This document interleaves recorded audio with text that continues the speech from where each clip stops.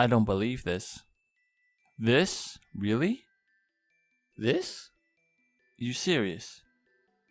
CD Projekt Red announced the next Witcher game. Since Cyberpunk took 1,000 years to make, the next Witcher game will be, carry the 4 divided by 7. Oh, and they'll be using Unreal Engine 5. So it'll probably be out in 4 to 5 years. This feels like when you were back in school, and that one time you bring home yet another math test that has a 75% grade on it. Then your Chinese mom threatened to kill you and you scramble to figure out with the teacher about this stupid quadratic equation, right? Then you realize there's 400 people waiting in line. It kind of felt like this when CD Projekt Red was devoting all their resources on Cyberpunk instead of a new Witcher game.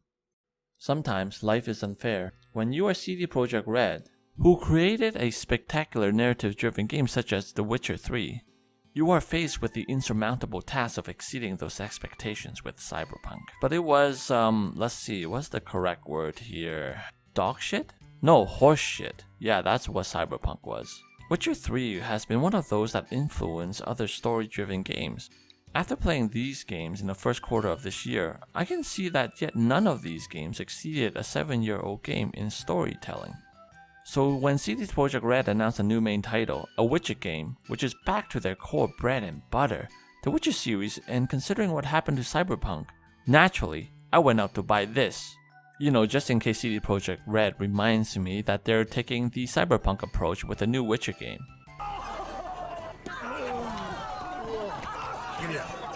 Do you remember that goddamn horse? You know, Roach? Who stops at every small bump, goddamn bush, rock, puddle, or fence, and who can't keep her shit together when there's monsters around? We need to turn that damn horse into this. Because believe it or not, Roach is the key to traversal in the new game. The Witcher world is big. You start off in White Orchard, then you end up in Velen. Then you realize Oxenford, Novigrad. Then you're like, whoa, it's big. And then you go to Skellige and realize, wow, this game is big. Then you get the Blood and Wine DLC, and then you lose your friggin' minds.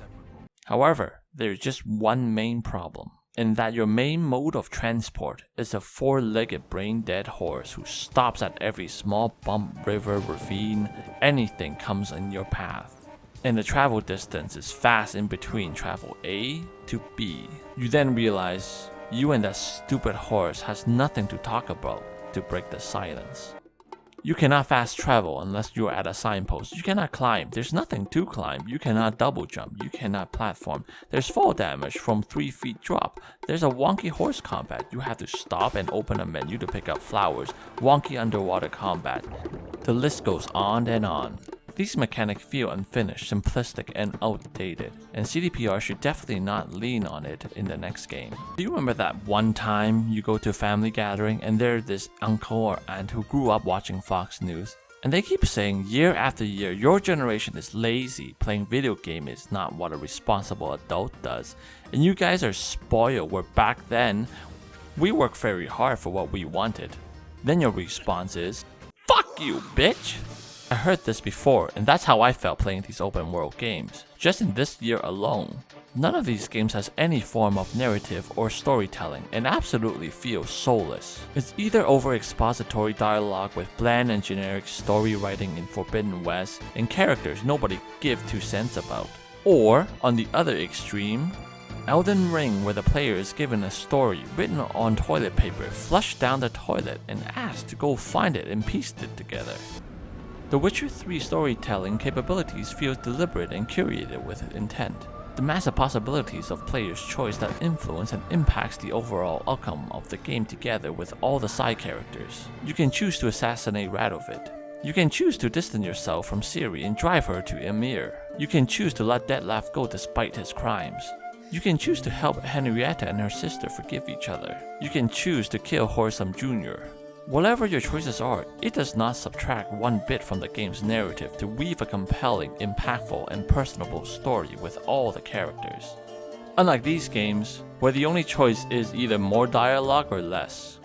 The next Witcher game should capture the past endearing relationship that was cultivated from the last 3 Witcher games.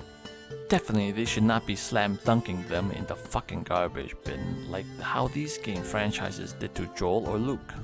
I hope the new direction and story of the game are not catered to a more generic audience by casting aside beloved characters, story, lore with soulless and unfinished gameplay like this game just to make more damn money. Folks, if y'all like me videos and want more Witcher 4 coverage, please sub, like, and hit that damn bell.